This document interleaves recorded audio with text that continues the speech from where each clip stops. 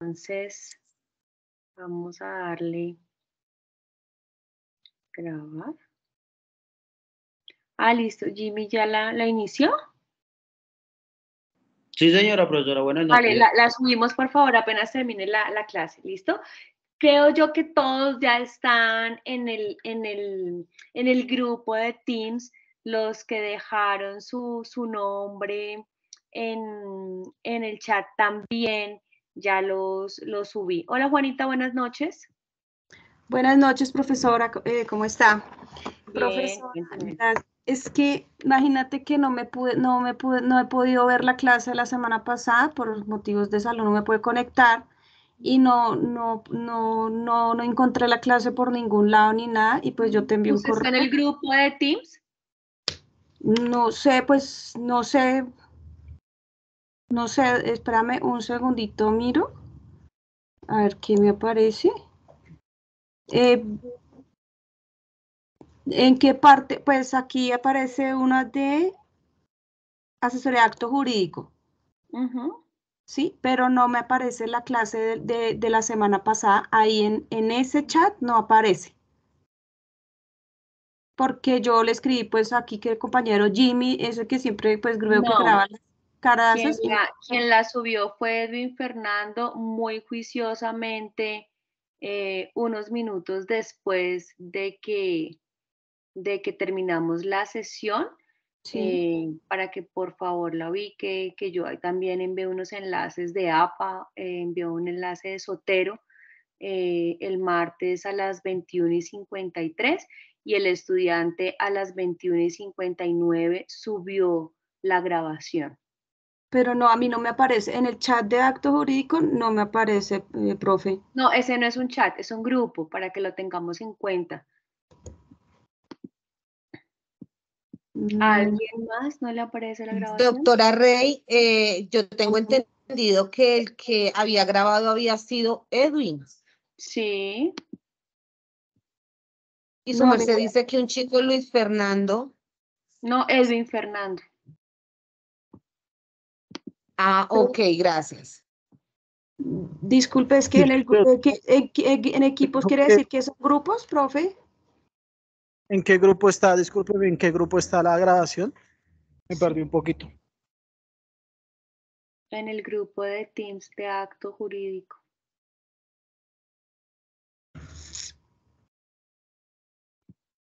No, profe, no me aparece, perdón, profe, no. Espérate, a ver. No. La volvió a enviar. La acabo de volver a enviar al grupo, a este chat. Ah, sí, perfecto, ya apareció, gracias. Ahora sí me aparece, profe. Bueno, pero estaba arriba también, ¿vale? Para que lo tengamos en cuenta. Bueno, entonces gracias, vamos a compartir. Vamos a iniciar sobre el tema de simulación. ¿Alguien quiere compartirnos sobre las lecturas que ha hecho de simulación? ¿Alguien? ¿Nadie? ¿Para qué si estamos leyendo? ¿A alguien le gustaría compartirnos las lecturas sobre que han leído el escenario de simulación?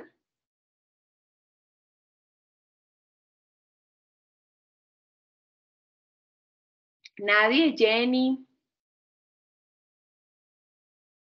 ¿O nada? Ya, mi doctora, estoy buscando para compartirle. Regáleme un segundito. ¿Para compartir qué? ¿La diapositiva o qué? No, mi doctora, dar un aporte a lo que hice. Está bien, vale. Listo. Bueno, es importante porque es que si no leemos, pues nos vamos a quedar con lo básico que yo les digo en clase para que por favor empecemos a generar esa dinámica de lectura antes de la clase. Es muy importante. Porque Profe, ¿me escuchas? Ajá, sí. Ah, ok, profe. Perfecto. Te quería hacer un aporte, profe, antes de... Sí, perfecto. Pues estábamos mirando un poco el tema de simulación. En simulación hablamos de dos figuras. Hablamos de una simulación absoluta y una simulación relativa.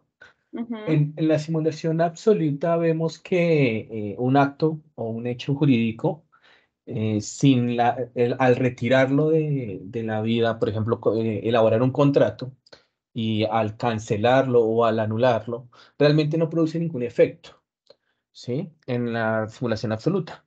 En la simulación relativa es un acto que inicia, por ejemplo, puede ser un contrato, pero que puede tener otros efectos posteriores, que nace con una finalidad, pero que al pasar del tiempo puede tener otros efectos. Digamos que eso hace un poco referencia a la lectura con referencia a simulación.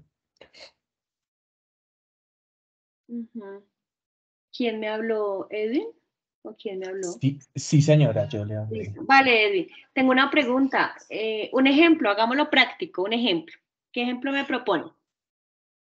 Podríamos, por ejemplo, hacer un contrato en donde yo simulo, por ejemplo, un arriendo en una empresa, solo con el fin de hacer una distribución indirecta de utilidades a un socio. Es decir, en una sociedad, uno de los socios arrienda un bien, lo hace por fuera de valores de mercado, es decir, lo hace por 5 o 10 millones de pesos, un valor exagerado que no se alinea, y solo lo hace con el fin de que se le trasladen de la sociedad las utilidades mediante ese vehículo que se llama contrato de arrendamiento, ¿sí?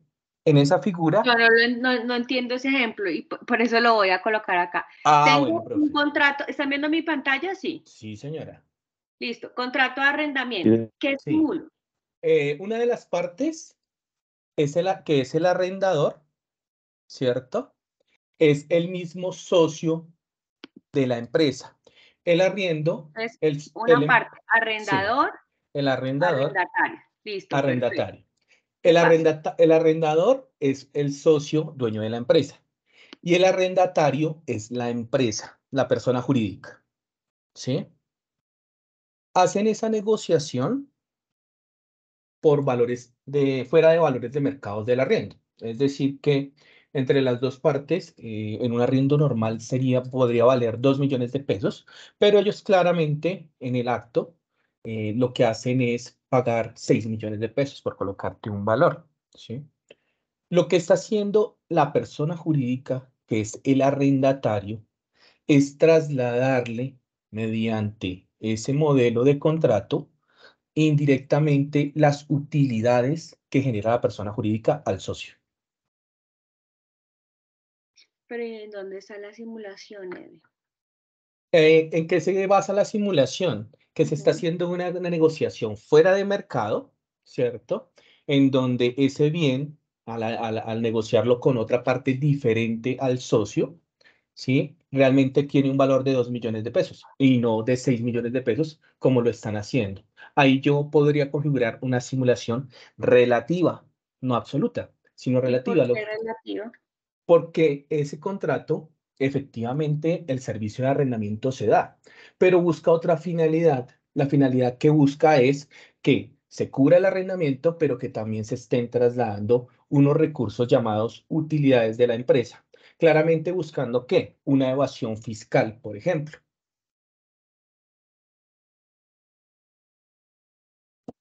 Pues yo tengo un ejemplo diferente, de esta manera lo entendí, no sé si está bien o no. Vale, entonces, sí, es que quiero entender, ya le doy la palabra. Quiero entender, usted me dice simulación relativa, pero usted me dice simulación relativa es frente a las condiciones del contrato, ¿sí? Sí, señora. Sí, señora. Ok, pero lo cambió, ¿no? Ahí lo arregló, porque eso Ahí lo no arreglé, era lo sí. que me había dicho. O sea, usted me empezó haciendo un ejemplo de simulación absoluta, donde el negocio es vacuo sin sentido, y luego lo arregló. Listo, bien, por No, eso profe, estaba... pero el arriendo sí se presta. O sea, el arriendo es real. lo que pasa es que no lo estén haciendo a valores de mercado. ¿Sí?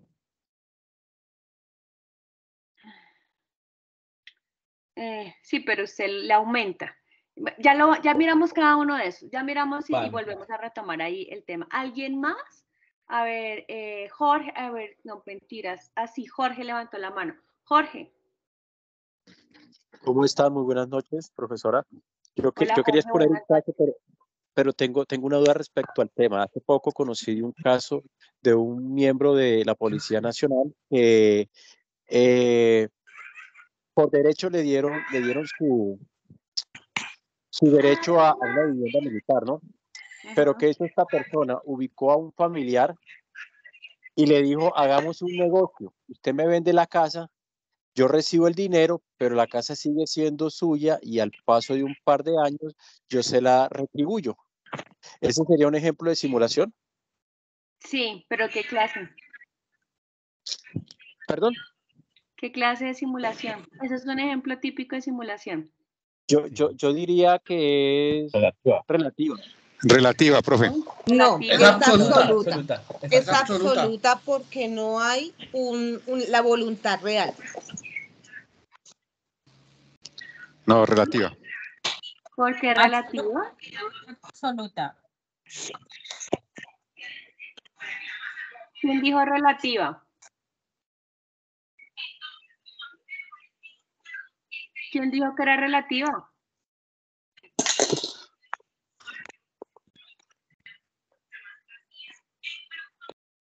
Bueno, ya ahorita lo miramos. Ese es un buen ejemplo. Ya lo revisamos, Jorge. Es una simulación absoluta, ¿vale? Y ya lo revisamos. Vale. Bueno, ¿Algún otro aporte, Jorge? doctora, yo. No, señora, solo ese aporte. Bueno, ya el tema de la definición, que no se dijo inicialmente que era la simulación, ¿no? Que es una declaración ficticia de voluntades entre ambas partes, buscando siempre un beneficio. Ajá.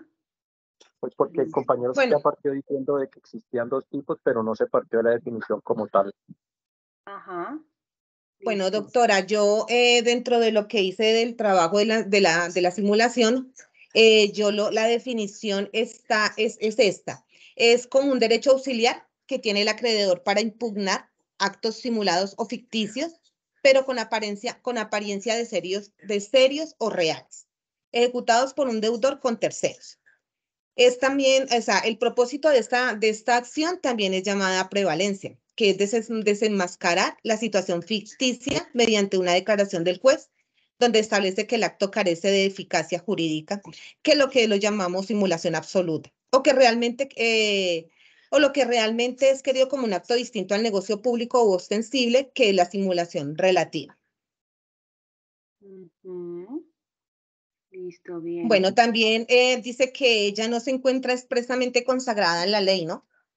Sino que es como un producto del análisis doctrinal y jurisprudencial que se ha hecho a partir del artículo 1766 del Código Civil.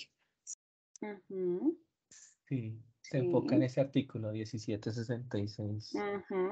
Que realmente proviene de la doctrina francesa. ¿Listo? Bien. Albeiro. Ajá, listo, bien, Jenny. Albeiro. Sí, profesora, buenas noches. ¿Cómo está? Hola, buenas noches. Bueno, primero quería de pronto ampliar un poquito el ejemplo que había colocado él. Lo que pasa es que yo le alcanzo a entender a él que es que para evitar de pronto algo que se llama la retención en la fuente por los dividendos, entonces lo disfrazan a través de un contrato de arrendamiento para darle salida y poder sustentar el gasto. Ahora, le entendí a él en el ejemplo de que sí es real. ¿A quién, Albeiro? ¿A quién? A Edwin, a mí, a Edwin. Ok, listo, ya. Pensé que estaba Jorge. Entonces estoy haciendo el aporte de que le alcanza a entender a él de que la simulación está en que para evitar pagar los dividendos, para evitar algo que se llama la retención en la fuente sobre las utilidades que va a recibir el socio, lo disfrazan, digámoslo así, con un contrato de arrendamiento para poder sacar el dinero al socio. Así fue que le entendí yo y de pronto lo que le entiendo es que ahí está la simulación. Bueno, ok, pero entonces Albeiro, la simulación que usted dice es diferente a la que yo le entendí a Edwin. Yo le entendí a Edwin una simulación relativa en relación con las condiciones del contrato. Y lo que usted me está diciendo es una simulación relativa frente a la naturaleza del contrato. Ya lo miramos a ver cuál de las dos es, pero es relativa. Bueno, ¿listo? bueno, Ya lo miramos. Doctora, discúlpeme, ahí no sería, discúlpeme compañero, qué pena, ahí no sería fraude. No sería ni absoluta ni sería relativa. ¿Por qué? Lo que Porque es pasa, fraude, lo no que entiendo pasa, fraude en qué sentido, Jenny. Porque están pretendiendo evadir impuestos, profe. Ah, no, ya penal es otra cosa, no, hablemos de civil, ya esas son otras consecuencias, ¿listo? Ok, doctora, disculpe. Listo, sí, no, yo pero pensé que Jenny, estaba hablando de fraude pauliano. Claro, efectivamente en el comportamiento penal tiene unas consecuencias, ¿sí? Pero ya vamos a mirar que la simulación como tal no es una conducta penal, es un comportamiento civil. ¿Listo? Y ya les cuento qué sucede o qué consecuencias podría tener en el campo penal. Viviana, Albeiro, ¿algún otro aporte? Sí, doctora, déjeme responderle a Jenny para que no quede en el aire. Jenny, eso no se llama, o sea, no tiene ningún delito, eso se llama elusión. La palabra ilusión significa utilizar medios legales para poder hacer algo, como en el caso de esto, estoy sacando el dinero, lo que pasa es que no lo estoy sacando de una manera, sino de otra, ¿ya? Y quería colocar mi ejemplo, doctora, para que de pronto usted me diga que estoy errado. En el tema de ilusión, uno ve muchos estos casos, sobre todo lo he visto en temas cuando la gente debe impuestos, de pronto le debe a los bancos o sabe que lo van a embargar.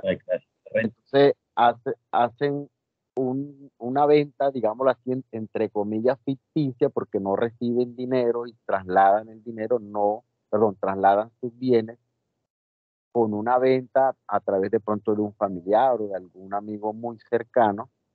Y entonces están simulando, digamos que están simulando la venta porque no reciben un dinero, simplemente hacen el acto a través de notaría y de pronto después más adelante cuando ya terminan de pagar de pronto el compromiso, pues simplemente le dicen a esa persona, devuélveme el bien que en una ocasión te lo entregué y que tú nunca me lo has comprado. O sea, no ha habido dinero de por medio, pero sí se ha hecho el proceso de escrituración. Entonces, pues quería hacer ese aporte, usted me dirá si está correcto o no.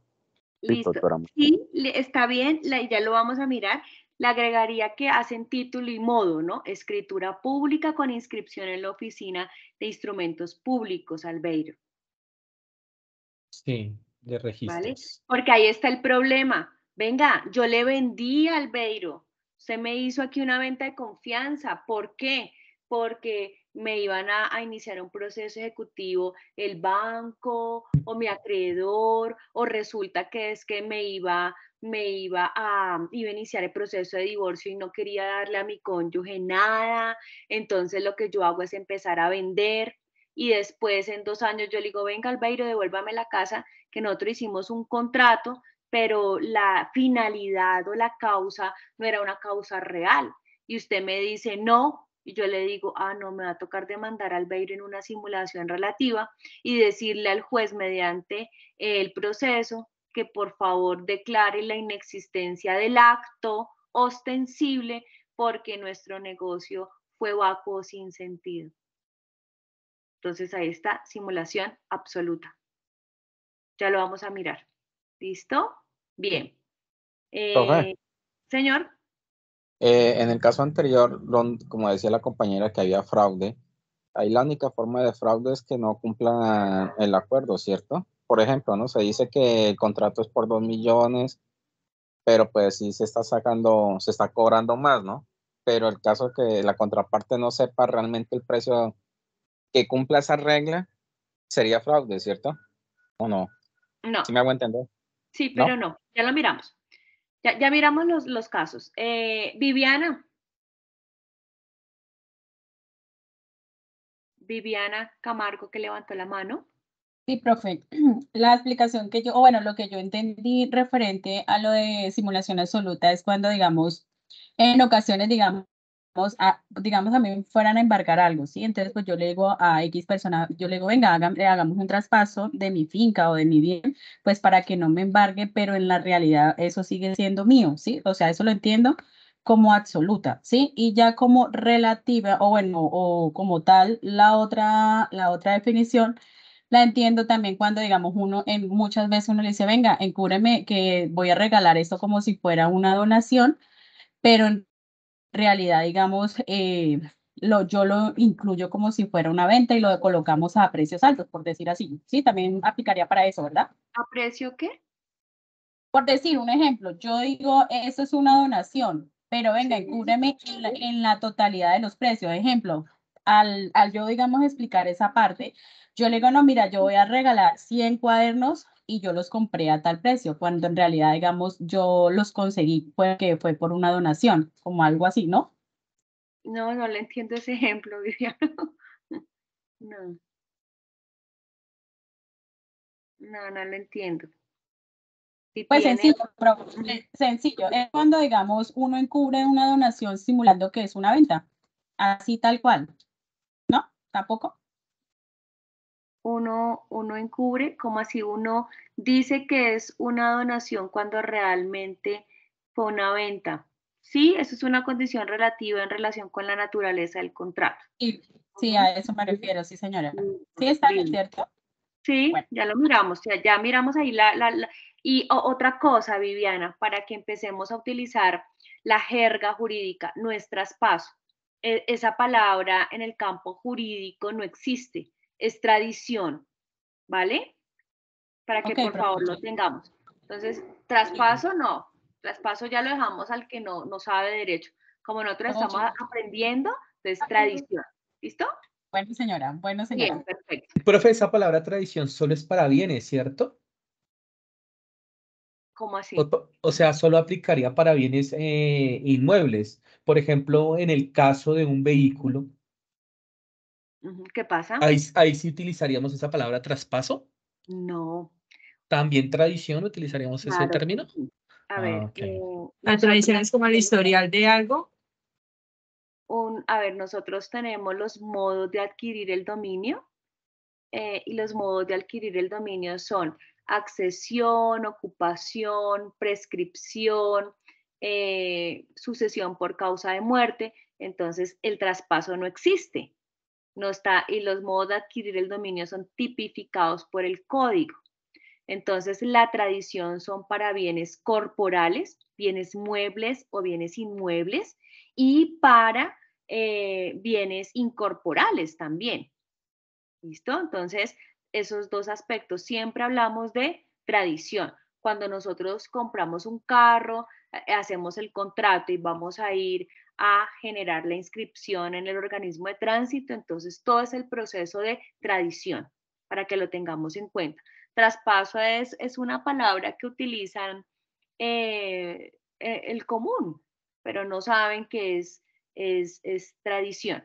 Y la tradición es un título traslaticio de dominio, que significa que transfiero plena propiedad. ¿Entendido? ¿Listo, Edwin? Sí, profe, gracias. Profe, tengo una consulta, aprovechando el tema, ¿en qué eso está en el Código Civil o en qué Código Civil 754, artículo 754. Ok, gracias. Listo, bien. Así eso es lo que dijo Marta, está bien, para que por favor que a veces se me olvide, entonces de una vez decimos y ustedes lo subrayan en su código para que le hagan la lectura con posterioridad. Buenas noches, Omaira, ¿cómo va? Buenas noches, bien, gracias. Yo tengo estoy como en dilema, pero cuénteme. La simulación sería en el caso de que, o sea, se presta mucho y se da mucho en los temas de las cesantías. Las personas requieren retirar las cesantías, pero son unas causales o hay unos requisitos para poder retirarlas, ¿cierto? Cuando son altas,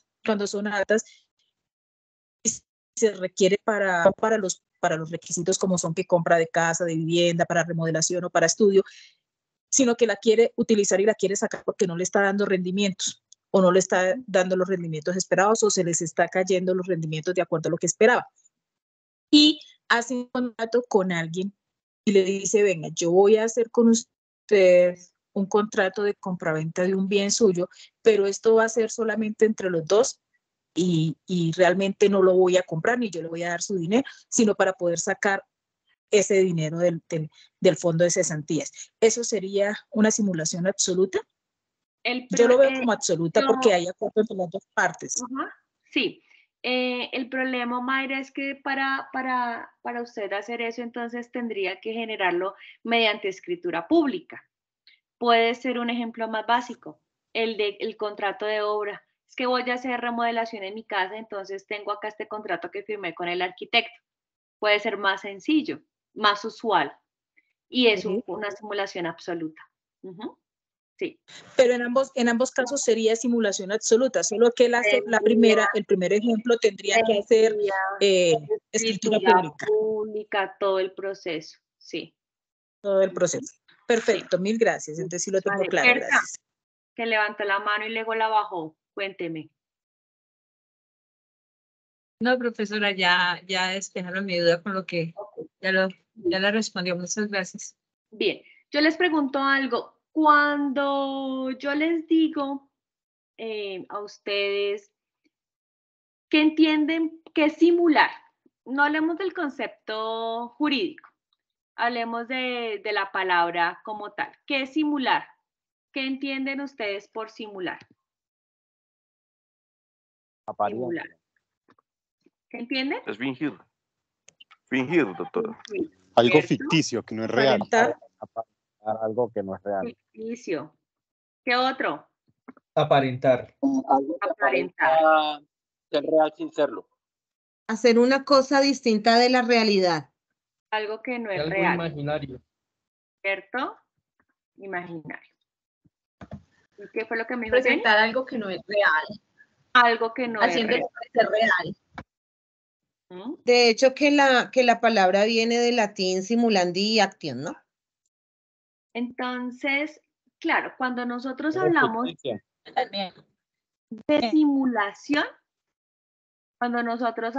de simulación, en cualquier sentido, y también se aplica en el campo jurídico, estamos hablando acá de dos escenarios. Un escenario y dos escenarios. ¿Cierto? Y entonces, no, es que usted es muy, aparenta mucho. Mira, aquí está la apariencia. Pero la realidad aquí es otra. ¿Cierto? Entonces, esto es lo que yo le muestro al público, lo que yo expongo o exhibo, y esta es la realidad. ¿Cierto? Entonces, siempre que nosotros hablemos de simulación, siempre tenemos que pensar que tenemos dos situaciones, una A y una B. Siempre, siempre.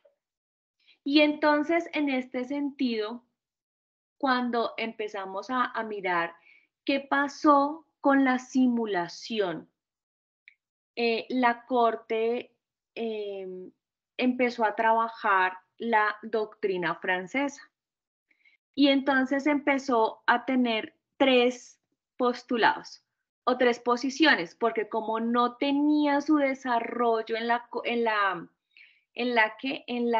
el código, entonces empezó a crear la consecuencia o el proceso de simulación en la parte sustancial en la jurisprudencia y dijo, mire, lo primero, la simulación me genera una acción, nulidad. B, que por eso es que cuando Edwin me habló de nulidad, yo me fui a esa escuela, que ya la superamos. La segunda me dijo, es una acción que se divide en dos. Y la tercera, que es la actual, es una monista. Es decir, que es un acto, un mismo acto que se bifurca en dos sentidos. Ya lo vamos a mirar. Entonces, ¿qué dijo? Cuando hay una simulación, ¿cuál será la consecuencia jurídica? Ah, no, sencillo, me voy a una nulidad. Una nulidad, si es una simulación absoluta, será nulidad absoluta. Si es una simulación relativa, será nulidad relativa. Y así se supera la situación. Y entonces, bueno, listo, una acción rescisoria por nulidad, es decir, todo vuelve a su estado inicial. Pero ¿qué pasó? La acción, la nulidad, nosotros la empezamos a desarrollar desde el 1502 y está de manera taxativa. Entonces la Corte Suprema de Justicia superó esa posición teórica y dijo, no, es una acción dualista. Y entonces, es decir, que son dos actos que van encaminados a llevar efectos diferentes. Bueno, sí, pero y entonces si son dos actos, significa que a los dos actos hay que aplicarles una consecuencia jurídica. Y así la trató. Y la actual es la teoría monista. ¿Y por qué es una teoría monista? Porque resulta que me dice que hay un acto, a ver si está, no está, bueno, un acto, que es la aplicación del mismo, un acto que tiene dos partes. Y entonces, primer ejemplo que ustedes colocaban, simulación absoluta. La simulación absoluta tiene un elemento muy particular y es que no existe contenido negocial.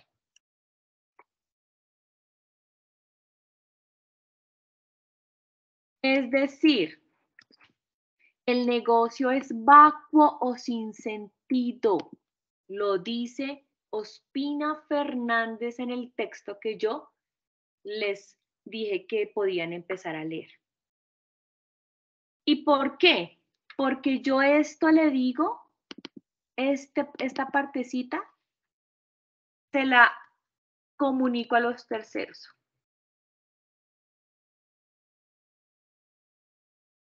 Y ustedes dirán, bueno, profe, ¿y cómo se la comunica? ¿Cómo así? Pues sencillo, se la comunica en relación a los requisitos legales, que ya los vamos a trabajar. Ya les digo cómo son. Y esta es la voluntad real.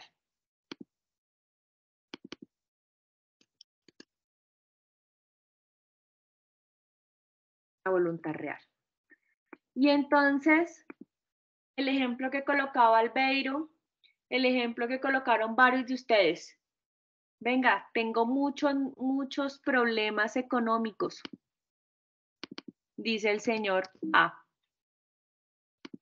Entonces, en este orden de ideas, quiero seguir conservando mi casa. No la quiero perder, pero tengo que salir de ella porque si no el banco me la remata. Entonces, le dice a su mejor amigo, que es el señor B, y le dice, venga, necesito que me ayude. Y necesito que me ayude, ¿por qué? Porque me van a vender, me van a embargar. Entonces, digámosle a todos, y ya miramos cómo es que uno le dice a todos, que vamos a hacer un contrato de compra-venta. Pero obviamente, como es simular algo, entonces tengo que hacerlo como lo ordena la ley. ¿Y cómo lo ordena la ley? Pues muy sencillo, con un título y un modo. ¿Qué es el título? El título es el generador de obligaciones, que en este caso el generador de obligaciones es el contrato. Y todos sabemos que en Colombia, para volvernos plenos propietarios, necesitamos título más modo. ¿Y cuál es el modo, estimados estudiantes? El modo es la tradición. ¿Sí? Por eso es que no hablamos de ¿cómo es? Traspaso. Hablamos de tradición. Ah, bueno, profesora, es que nosotros hacemos el contrato y como es un bien inmueble, entonces tiene la solemnidad sustancial. Y en este caso, es la escritura pública. Y el modo que es la tradición se materializa ¿cómo? Con la inscripción en la oficina de instrumentos públicos. Ah, perfecto. Profesora, y si es un mueble, entonces el contrato será contrato de compra-venta de vehículo automotor de manera consensual escrita, eso lo vimos hace 8 días, lo hablamos, y el modo será la tradición, inscripción en el organismo de tránsito. Profesora, y si es una cosa mueble y yo voy a vender es mi celular o mi mueble o mi sala, pues entonces será un contrato de compra-venta consensual que podrá ser verbal o escrito. El modo es la tradición que se configura con la entrega material de la cosa. Y entonces estamos en la primera parte. Le comunico a los terceros. ¿Cómo le comunico a los terceros? Bueno, pues elaborando mi contrato elevado de escritura pública, haciendo la tradición y por lo tanto que cuando B saque el certificado de tradición, saldrá que él es el propietario. Y por lo tanto que yo soy la acreedora de A, que digo, él tenía la casa y la casa quedaba ubicada allá en tal sitio y entonces me voy y lo ubico con el número de la cédula. Ah, venga, ese señor A ya no es el pleno propietario de ese bien inmueble. El pleno propietario ya es B. Y yo digo, uy, pero es que B es el mejor amigo o B es el hermano y B no tiene plata. ¿Sí? Les digo, algo suena raro. Dice, sé que es el acreedor. Entonces, ¿qué pasa? Que el señor A y el señor B están simulando ¿cierto? Dice Ospina Fernández, es el acto ostensible. Es decir, aquel que le comunican a los terceros, pero de manera legal, es decir, como ordena la ley. Porque no es que, venga, todos en esta fiesta les digo que el nuevo propietario es B y van a sacar el certificado de tradición y todavía es A. No aplicaría, ¿cierto? Es decir, que la comunicación es en concordancia con los requisitos legales. ¿Cuáles son? Título y modo. Y la Corte sobre eso ha dado una definición tan bonita y ha dicho que la simulación es un acto, que el título y el modo son actos concurrentes y sucesivos. ¿Qué significa esto? Que para ser pleno propietario, para tener uso, goce y disposición, estimados estudiantes, se requiere hacer título y modo. Si usted solo hace el contrato, elevada escritura pública y no hace el registro, grave, usted no es el pleno propietario. Entonces, por eso es importante. Título y modo. Y siempre hablamos de tradición. ¿Qué pasa? Que nosotros acá nos reunimos y decimos la voluntad real, ¿cuál es? Pues es una venta de confianza. ¿Y qué significa eso? Pues que es una venta vacua, sin sentido, no hay contenido negocial. Y nosotros como nos queremos tanto y todo, pues lo que hacemos es firmar un documento. Y eso es lo que habla el código, de las escrituras y las contraescrituras, o como lo habla el derecho francés, la lerer y la contralerer. Hay una contra a esa disposición inicial. Y por eso es que nosotros decimos acá que la simulación es monista. Un acto va encaminado a tener dos circunstancias simuladas. Un acto ostensible y otro que es el acto oculto y sin sentido.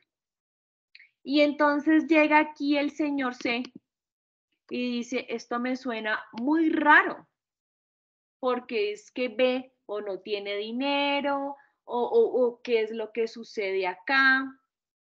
Entonces, aquí hay un elemento que me parece importante, y es que en la acción de simulación, los titulares de la acción son los acreedores o la parte. ¿Y por qué la parte? Que era el caso que les colocaba, que le decía Albeiro. Venga, ¿qué sucede si al cabo de unos años aquí viene el señor A y le dice, venga amigo, resulta que mi acreedor ya falleció, o resulta que mi acreedor se fue y no sé nada sobre él, devuélvame la casa? Y el señor B le dice, no, si usted me la vendió, no está, ahí te mire la escritura, revise la escritura. Y entonces el señor A dice, no, pues yo demando en simulación, es decir, que el legitimado puede ser A o podrá ser C. Entonces es importante establecer eso. Consecuencias penales la simulación no tiene. Surge una conducta penal que es alzamiento de bienes, pero tiene un tiempo de caducidad de 6 meses. Entonces voy a demandar siendo A o siendo C. Yo les pregunto, ¿qué demandarían ustedes? ¿Qué demandan? ¿Alguien? ¿Qué demandan? Uno podría decir que... ¿Abuso de confianza, doctora? No, en el campo civil. No. La simulación. ¿Pero qué daños demandan? y perjuicios? ¿Incumplimiento de un pago, puede ser? No. ¿Quién más? ¿Firma un documento? ¿Cómo? La firma del documento, pues se supone que cuando uno firma un documento, uno está adquiriendo como, digamos, la sensatez o la responsabilidad de lo que está haciendo, ¿sí? Entonces eso va también, pues, contra lo, o sea, va junto con los valores que, pues, uno tiene, ¿no? Lo entiendo por ese lado. No. ¿Quién más? ¿La restitución del inmueble? ¿Una falsedad en el documento? No. Demandar el acto jurídico, doctor. No. Pues espera. ¿La contraescritura? ¿La nulidad? ¿La qué? ¿La Yo nulidad? creería que Nulidad, no. Profe, ve un término que dice... Doctora, la restitución del inmueble. reivindicación. ¿La rescisión? No, la restitución del inmueble no. Podría ser, no, primero no podría haber restitución ni acción reivindicatoria porque A no es el pleno propietario. Bueno, el pleno propietario sería B. Pero rescisión del... Y la legalidad del acto, ¿no? ¿Cómo? La legalidad del proceso. No. Profe, veo un término reivindicación. No, la acción reivindicatoria es una acción que tienen los plenos propietarios para poder exigir el uso y el goce porque tienen la disposición. Es porque hay una fragmentación de los atributos de la plena propiedad. Aquí el señor A, miren, o el señor C no son plenos propietarios. Entonces no sería acción reivindicatoria. Entonces puede ser la nulidad, doctora. No, porque ya pasamos por esa etapa. Ya no existe nulidad, según la Corte. ¿Alguien más? ¿No se les ocurre nada más? ¿La acción rescissoria o procesora? No. Profe, El incumplimiento del contrato. Y el luego se puede denunciar. ¿Cómo? ¿La voluntad? No. Los términos del contrato. No. Lo que yo voy a demandar en una simulación es la declaración de inexistencia, aquí coloquémosle una X para que no se les olvide, del acto ostensible para que se cumpla la voluntad real en la simulación. ¿Y cuál es la voluntad real? Que no existe contrato. ¿Entienden eso? Sí, señora. Entonces, si yo simulo algo y le digo a los terceros algo, lo más lógico es que se cumpla siempre la voluntad real. ¿Y cuál es la voluntad real en la venta de confianza? No hay contrato. Entonces, lo que yo le digo al juez es, Es un proceso declarativo, es una declaración de inexistencia de eso que está simulando porque es mentira, porque ustedes me lo dijeron acá, porque es ficticio, porque es aparentar, porque no es real, porque es imaginario. Entonces, esos son los argumentos. Y por lo tanto le digo, señor juez, el acto ostensible necesito que lo declare, ¿qué? Inexistente, porque no es real. Porque Profe, las partes lo simularon. Señor. pero de todas formas, digamos que el señor B se puede cerrar pues diciendo de que pues el contrato todo se hizo conforme a lo que es legal y pues que el amigo A lo que quiere es quitarle la casa, no sé, eso también se puede pelear. Obvio, ahí va la defensa de las partes, claro, ahí va la Profe, pero defensa. entonces, ¿qué pruebas? ¿Sí? Pero ojo con ¿Qué pruebas puede existir ahí, ya lo profe, miramos, si finalmente es ya la lo palabra miramos. contra la otra?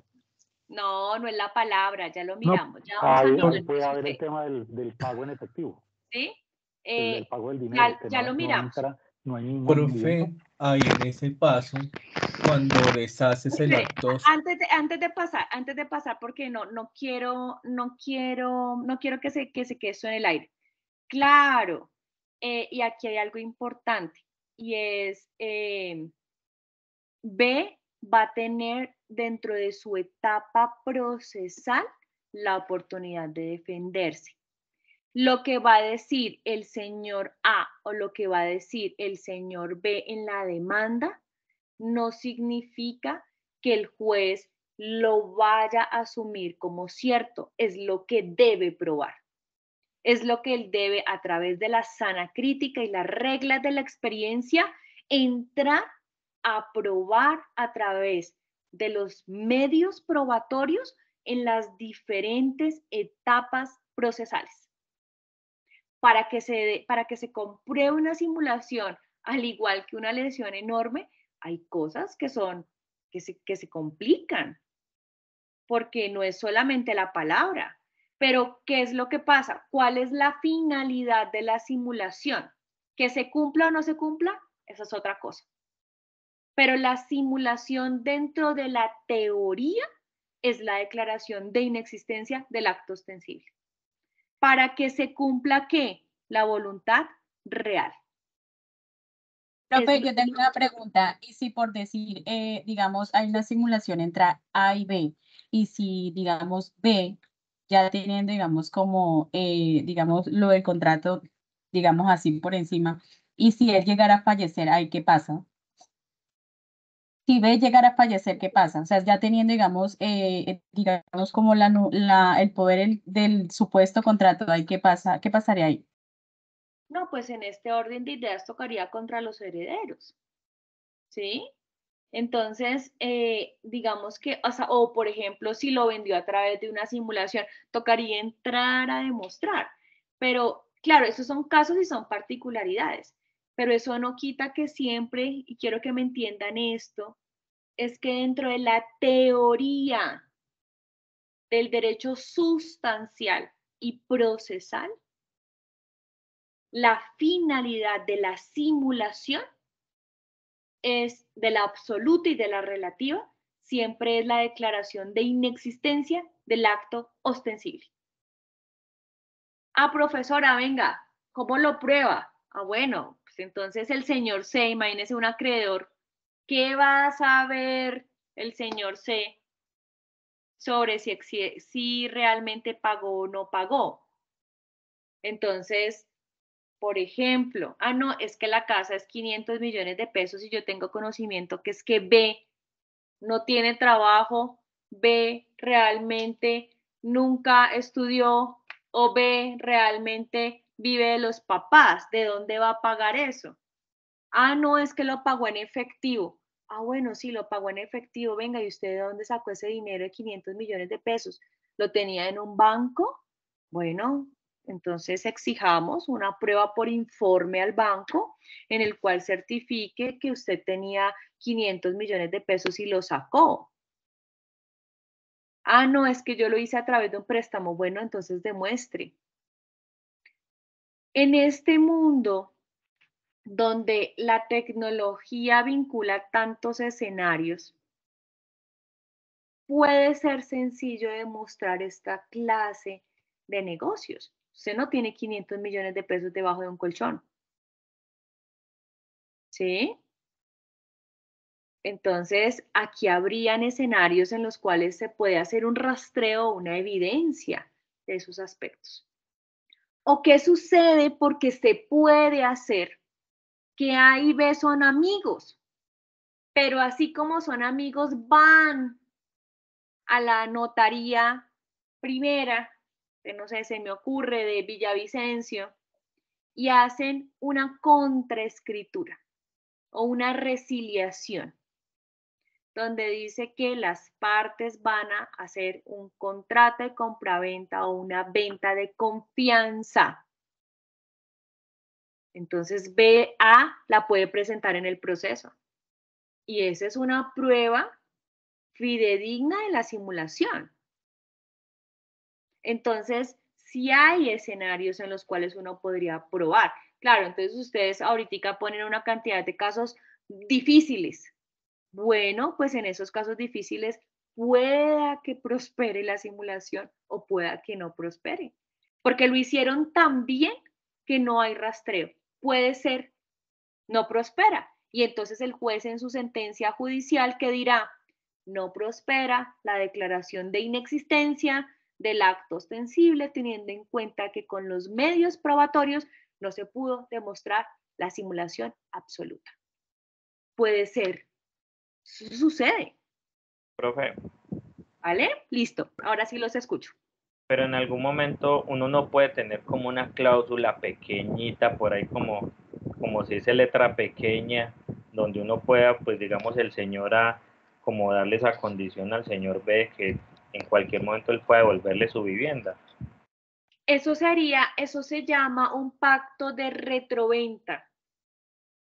Ese es un pacto accesorio al contrato de compraventa, es decir, es un elemento puramente accidental.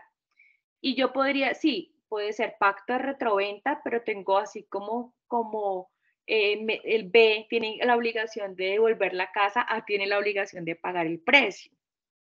Entonces yo quedaría más segura, por ejemplo, si A me pidiera mi asesoría, yo le diría a, bueno, sí, haga una simulación absoluta, pero hágase una contraescritura. Vaya a la notaría y deje sin efecto esa compraventa. Y guárdese la escritura para usted, porque eso se permite. De hecho, el código habla de contraescritura. Las notarías hablan de resiliación. O sea, las conocen como resiliación. Pero que es contraescritura, o sea, como... Es la materialización de la voluntad real, de la venta de confianza. ¿Sí? ¿Me hago entender? No, o sea, como quien dice el señor A le hace otra escritura al señor B diciendo de que es porque lo van a embargar o qué. Sí, que es una venta de confianza. Pero esa no se inscribe, ¿no? Esa se guarda. Ah, ya, claro, y queda ya también como... Exactamente, sí. Ok, profe, gracias. Listo, bien. Ahora sí, ¿qué más preguntas tenemos en este escenario de simulación absoluta? Profe, yo tengo una consulta. Lo que pasa es que yo soy agente de tránsito y ayer un juzgado solicitó un decomiso de un vehículo, ¿cierto? Un secuestro, perdón. Entonces, ese vehículo... Se inscribió en el RUN la medida cautelar, ¿sí? No, en el momento no estaba activa, pero el juzgado sí lo solicitó a la inspección de policía, ¿cierto? Ajá. Entonces, a la hora de abordarlo, el vehículo se encontraba a nombre de otra persona, no la persona que se le solicitaba el secuestro, ¿me entiende? Ok, al momento de hacerla efectiva ya se dieron cuenta que el señor había vendido el bien. No, ¿sí? nunca estuvo a nombre de él. Entonces la pregunta mía es, ¿por qué el juzgado solicitó el secuestro del vehículo sabiendo que nunca estuvo a nombre de esa persona que tenía la deuda o tenía ese problema? toca revisar a ver si de pronto tenía un certificado de tenedor o de poseedor. Puede darse. ¿Sí? Entiendo, porque yo le pregunté a él que si no tenía un contrato de compraventa o algo y manifestó que no. O sea, es decir, cuando usted paró el vehículo estaba a nombre del señor que iba conduciendo, ¿sí? No, el vehículo estaba a nombre de otra persona y el señor que iba conduciendo era el que estaba solicitado por el juzgado. ¿Sí me entiende? Ah, ok. Yo pienso que de pronto es que el señor había inscrito la tenencia o la posesión del vehículo. De pronto, sí, porque Sí, pues quién me sabe. pareció muy raro porque no me estaba relacionada la placa del vehículo y más sabiendo de que el propietario pues no era él ni nada. Sí, quién sabe. No sé, de pronto puede ser por mero tenedor o puede ser no una, puede ser una medida cautelar, pero no por un proceso ejecutivo, sino por una acción reivindicatoria, por ejemplo. Doctora, Que el no sería era el que estaba pidiendo el bien, no sé, te tocaría revisar porque puede ser una reivindicatoria. Y Pues no hasta donde yo, o hasta donde también yo por me una enteré, garantía, sería que se presentó por una garantía, doctora. no sé, podemos generar muchas hipótesis, no sabría. hasta donde yo estaba enterado, el señor como que tenía una deuda con una persona y esa persona como que le inició un proceso pues ahí en el juzgado y es por eso que el juez le ordena el secuestro del juzgado. Puede ser por la mera tenencia, podría ser. Sí, sí, sí. Muchas gracias. Listo. ¿Qué otra pregunta tenemos acá de simulación? Yo, profe. Señora. Profe, digamos, se da el caso que, por ejemplo, bueno, que hay una venta de confianza, bueno, ¿cómo se llama? Un pacto de retroventa. Venta de confianza, así se llama. Sí, bueno, una venta de confianza o puede haber, digamos, un pacto de retroventa o una contraescritura, como la profe nos lo explicaba. Resulta que esa persona son tres cosas diferentes. Exacto. Una venta de confianza puede ser de manera verbal, ¿listo? Ah, ok. Un pacto de retroventa es un pacto accesorio que va en la cláusula del contrato de compraventa de bien inmueble y es una cláusula legal en la cual el tiempo establecido por el código no puede ser superior a un año, en el que el pleno o el vendedor podrá exigir al comprador la retroventa, es decir, el retracto de la compraventa. Y el señor B, en este caso, o el señor comprador mejor, tendrá que devolverle el bien y el señor vendedor tendrá que restituirle el dinero. Eso se puede hacer. Pero eso no significa que pueda ser una simulación. Eso es algo real, puede ser. Bueno, que puede servir para camuflarse como simulación, sí, puede servir. O la tercera es una contraescritura en notaría, en la cual las partes dejan sin efecto el contrato de compraventa materializado en el acto ostensible. ¿Listo? Ok, profe. Bueno, digamos que hubiera una de esas tres figuras, ¿sí? Resulta que esta persona, o sea, no tiene ningún otro bien y de repente, bueno, tiene una deuda y lo embargan. ¿A eso le podría aplicar el embargo? No, porque si el bien ya salió del patrimonio del señor A, no puede decretarse una medida cautelar sobre un pleno propietario diferente al deudor. Es que por eso, lo primero cuando se inicia un proceso ejecutivo es, venga, ¿qué tiene el deudor? El deudor tiene el salario, perfecto, podemos solicitar la medida cautelar. Que era la pregunta que nos hacía el compañero, tiene un vehículo, bueno, entonces podemos solicitar la medida cautelar para el embargo y el secuestro. Tiene un bien inmueble, porque aparece, usted emite el certificado, solicita el certificado de tradición y ahí dice que, por ejemplo, no tiene patrimonio de familia, no tiene afectación familiar, no tiene hipoteca, entonces está libre, lo puedo solicitar la medida cautelar. O, segunda opción, no tiene nada, usted abogado inicia el proceso ejecutivo, pues por hacer el ejercicio, de pronto, pero la demanda nos queda para enmarcar. Porque usted, ¿qué le va a quitar a un deudor que no tiene nada? No tiene trabajo, está en el régimen subsidiado, no tiene bienes muebles, no tiene vehículos automotores, no tiene bienes inmuebles. Pues, ¿qué voy a embargar? Nosotros decimos, ¿qué es el patrimonio? El patrimonio es la prenda general de los acreedores. Punto final. ¿Listo? Ahora sí, alguien estaba preguntando. Ok, profe. Listo. Y si el abogado inicia el proceso, se generan unas costas que dice, eso tendrían que asumirlo la persona que está contratando al abogado. Claro, y entonces vamos a decir que las costas las asuma el señor deudor porque va a ser el vencido en el proceso, pero ni siquiera el pobre tiene para pagar las costas del proceso. No tiene para nada, mejor dicho, no tiene ni para contratar a un abogado, le contratan a un abogado de oficio. Pues el deudor que no tiene, ¿qué le preocupa?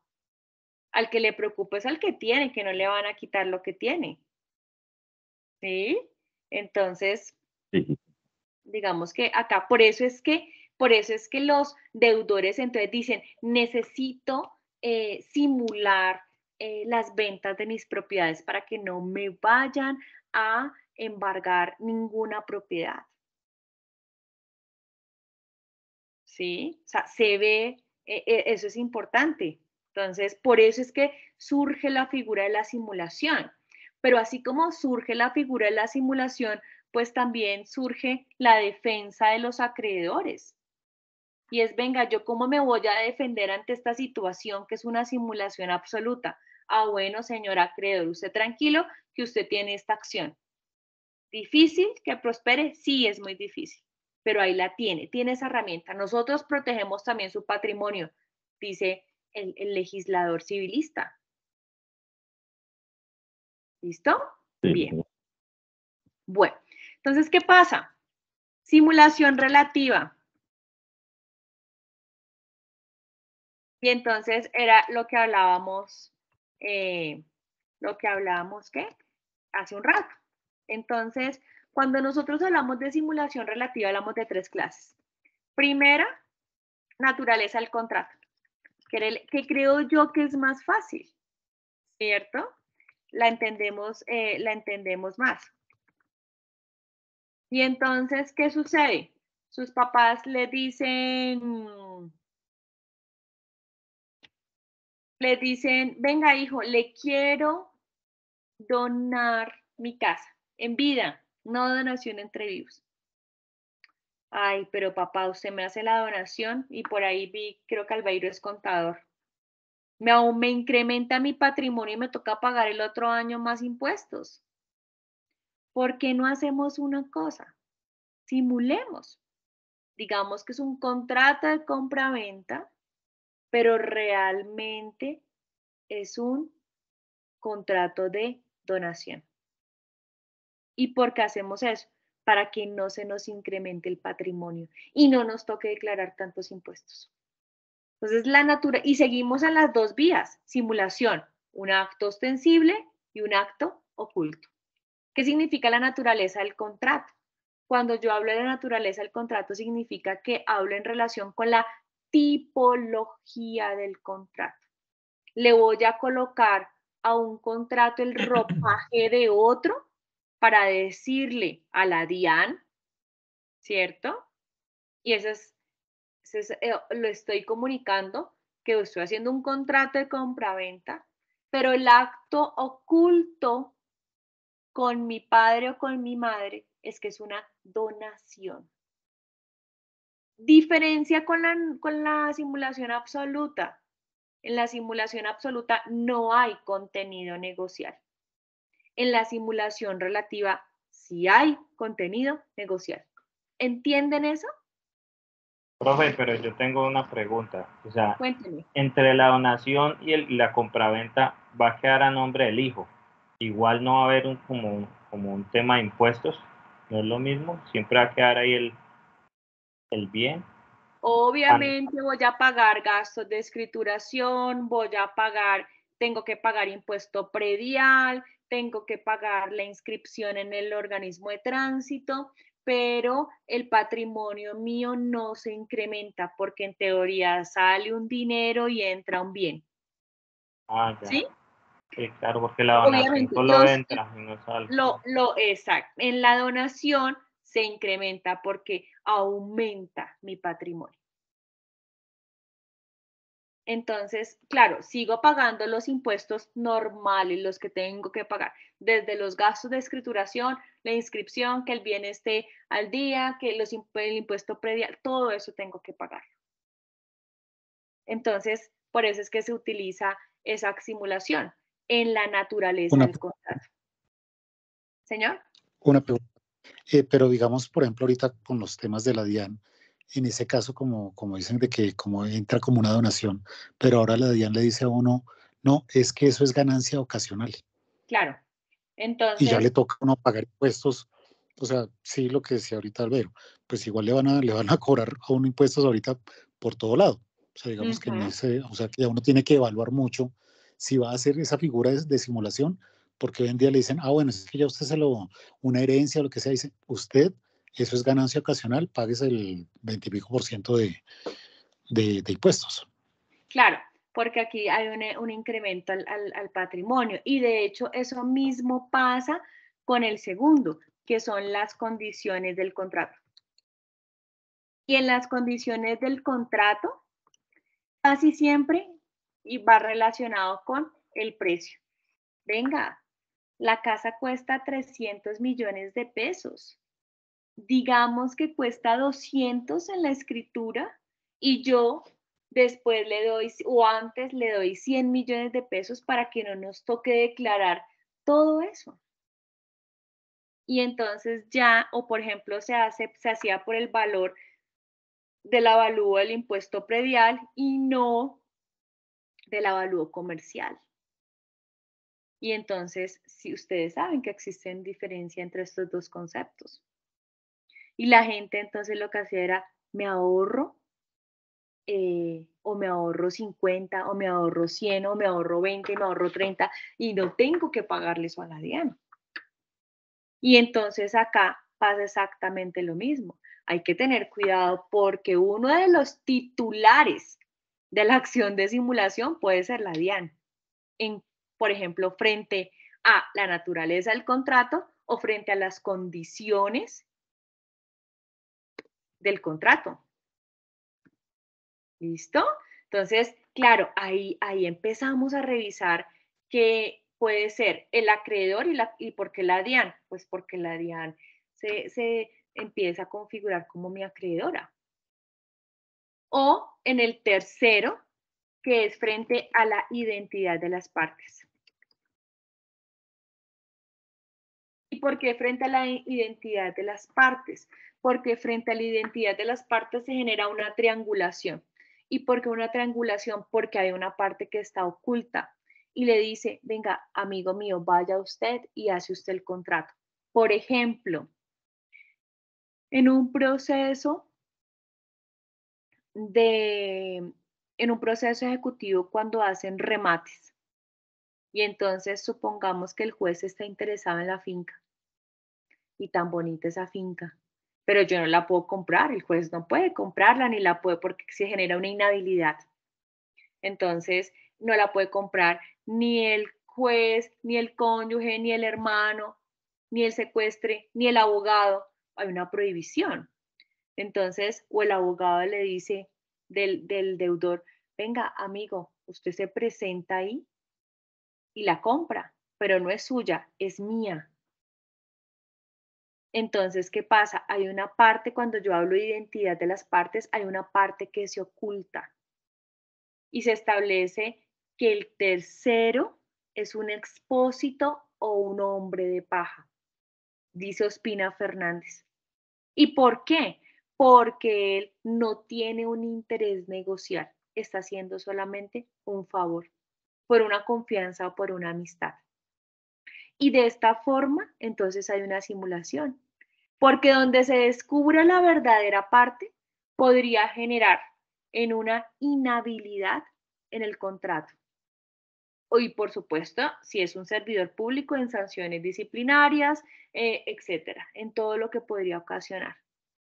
Entonces, de esta forma, se genera una simulación de carácter relativo. Y entonces, ¿qué sucede?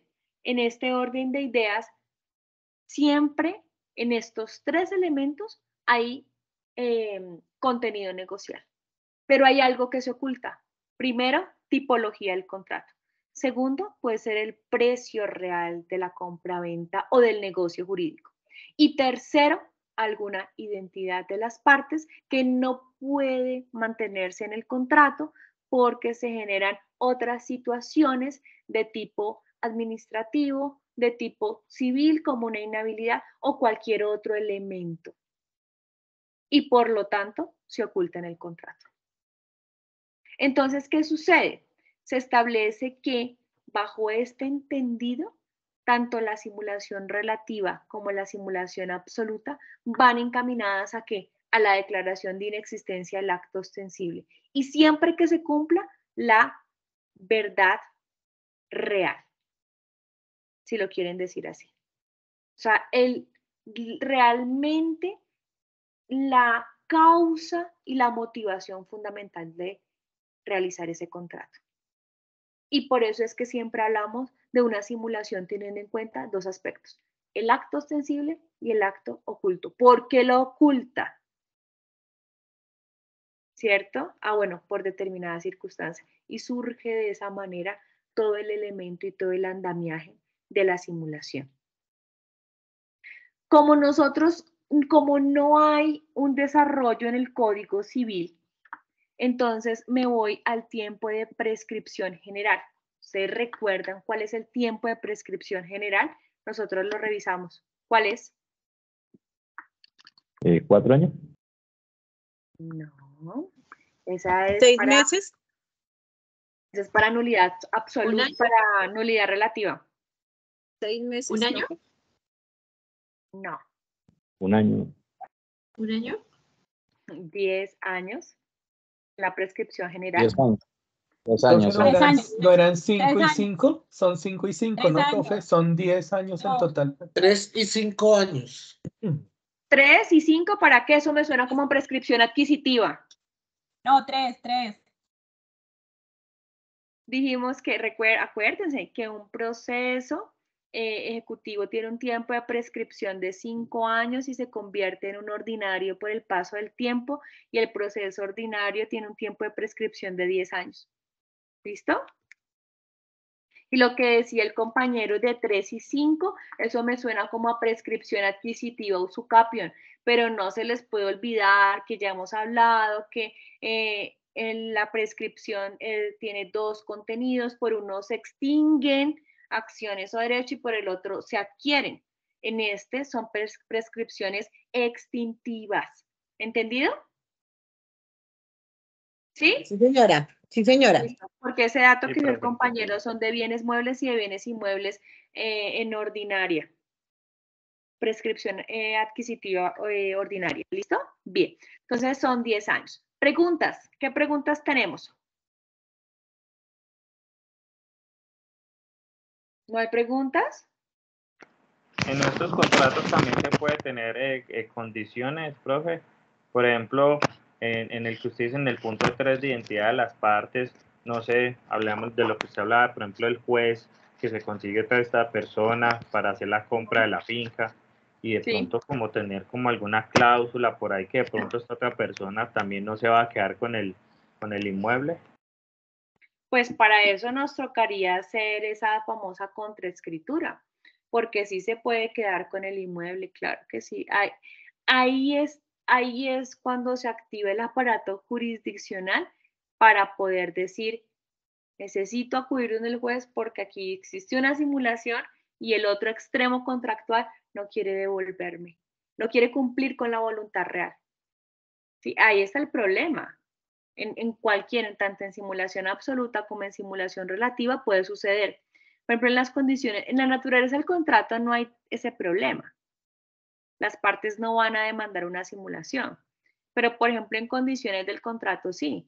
Venga, la casa cuesta 500 millones de pesos, digamos que cuesta 250 o 280 para que no me demande en lesión enorme por si algo llega a suceder. Y entonces resulta que el viernes firmamos el lunes y el viernes le entrego el resto y el viernes nunca llegó y no ha entregado la plata.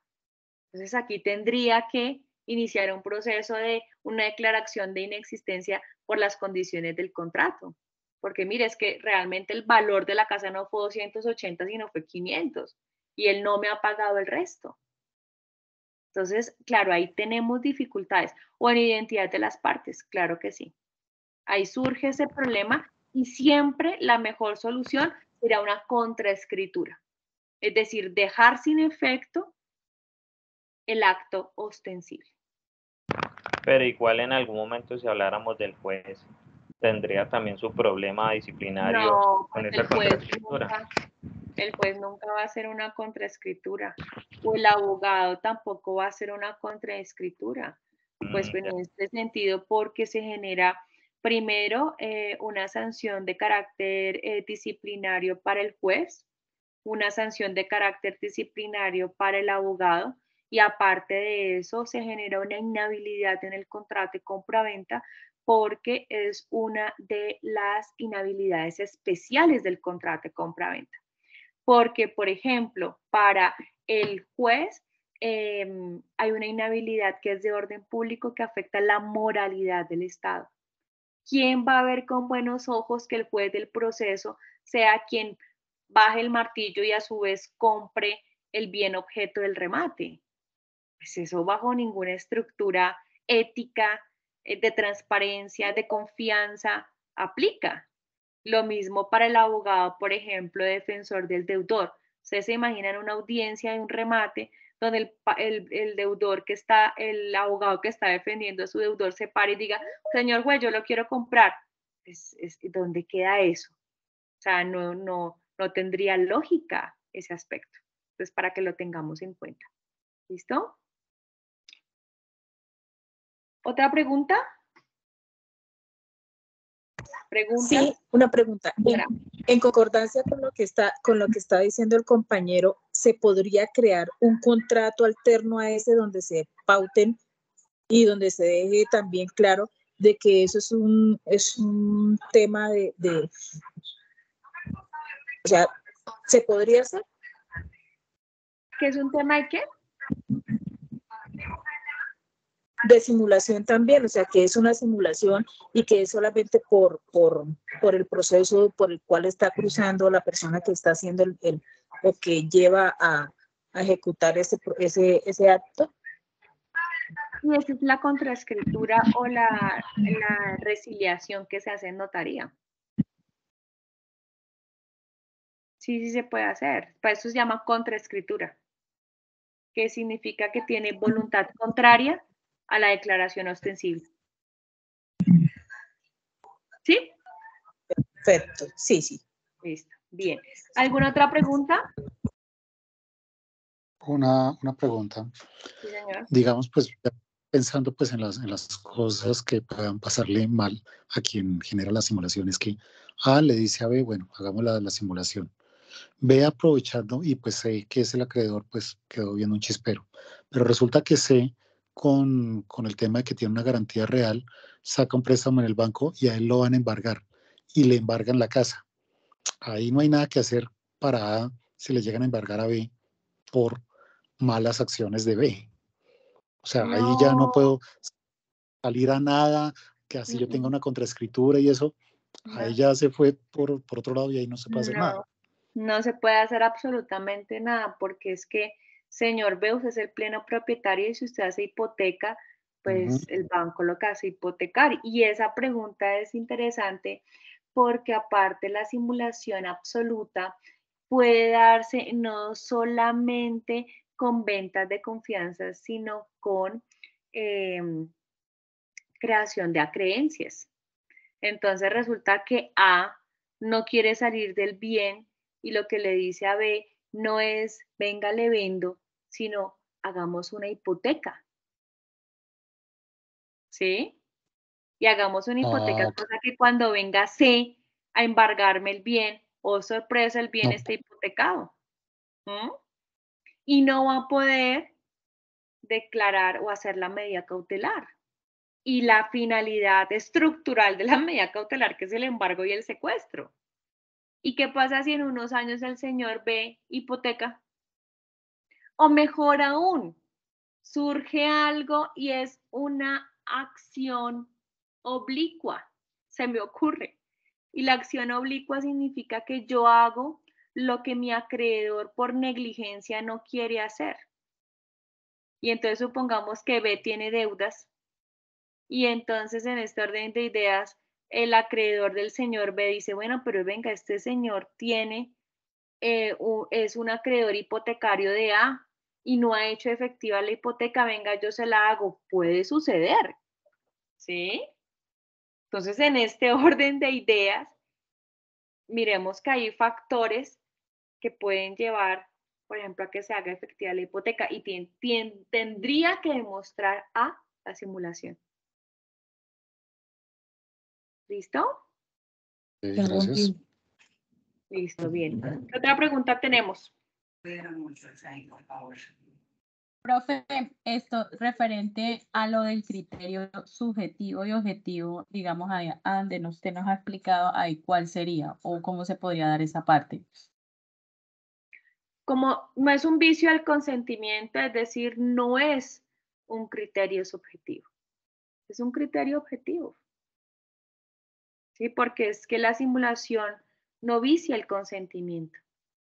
Acá es mirar y demostrar que existe una voluntad real que fue oculta por un acto ostensible, que puede ser, en principio, una venta de confianza o la naturaleza del contrato o las condiciones del contrato o la identidad de las partes.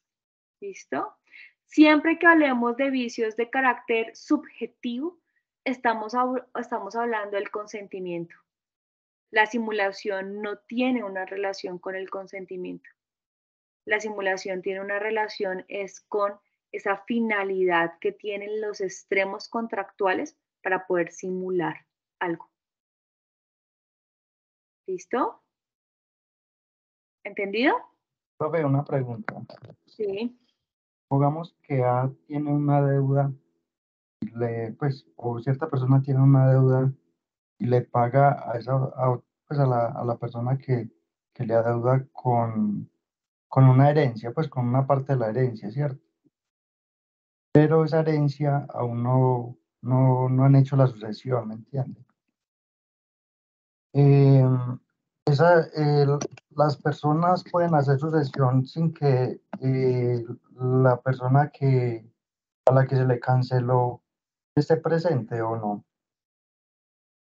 ¿Cómo hacía la persona que se le canceló, Andrés Felipe? A los que tienen el derecho que les otorgó el que debía. Ah, ok, vale. ¿Qué es lo que sucede acá? Este no es un tema de simulación, sino es un tema de cesión de derechos herenciales. Y la simulación se puede adelantar con el cedente o con el cesionario de derechos herenciales. Sí se puede adelantar, claro que sí. Ah, entiendo, pero ahí también podría haber como una simulación, digo yo, ¿no? ¿En qué sentido simulación? A la hora de que el señor está pagando una deuda, pero a la hora de la verdad ellos pueden coordinar entre ellos mismos y hacer la sucesión dejando a esas personas por fuera. No, ahí no habría simulación porque ¿cuál sería el acto ostensible y cuál sería el acto oculto de carácter contractual? Aquí lo que sería en este orden de ideas es en desarrollo de un proceso que puede ser notarial o que puede ser a través del juzgado y que no se llame a el sesionario. Ese es otro aspecto. Otro tema, listo, Sí. perfecto. ¿Listo? Bien. ¿Qué otra pregunta tenemos? Bueno, nosotros ya estamos en el segundo ensayo. Ya mañana empiezo a calificar y entonces les estaré comunicando la nota por el mismo sistema. ¿Listo? Para que lo tengamos en cuenta. ¿Cuándo se acaba el semestre, este módulo? El 2. El 2, ¿cierto? Es decir, en 8 días nos queda la última sesión. Por eso, profe, pero pues cuando nos reporta las notas. Mañana les dije que empezaba a calificar el ensayo. Sí, profe, porque necesitamos pues saber la retroalimentación y eso para poder hacer la entrega final, que es para este fin de semana. Listo. Bien, perfecto. Doctora Rey, yo quería comentarle a su merced, yo estoy solamente pendiente del tema de la apertura de nuevas fechas para yo poder hacer la presentación de mi trabajo porque como usted tiene conocimiento, a mí me bloquearon la página, entonces estoy esperando por parte del Poli que me den razón frente a ustedes para que su merced me tenga en cuenta y no lo vaya a tomar como un trabajo extemporáneo, sino sencillamente por la afectación que me causó la universidad frente al tema de mis entregas. O sea, todavía no tiene plataforma. ¿Sí? Sí, yo ya tengo la plataforma, yo ya hice todo lo que tenía que hacer con el departamento de tecnología, ahorita estoy esperando por medio de la coordinadora académica que me hagan apertura de fechas con ustedes, los tutores, para yo poder hacer mis presentaciones, doctora. O sea, que le abran la plataforma para poder subir el ensayo, ¿sí? Exactamente, mi doctora. Ok, listo, perfecto. Vale, entonces estoy atenta.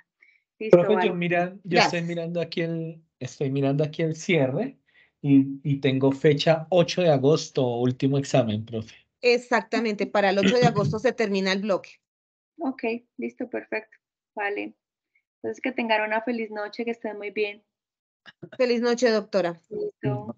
Gracias, profe. Feliz noche. Vale. Feliz noche. Gracias, profe. Feliz noche, Feliz noche, profe. compañeros.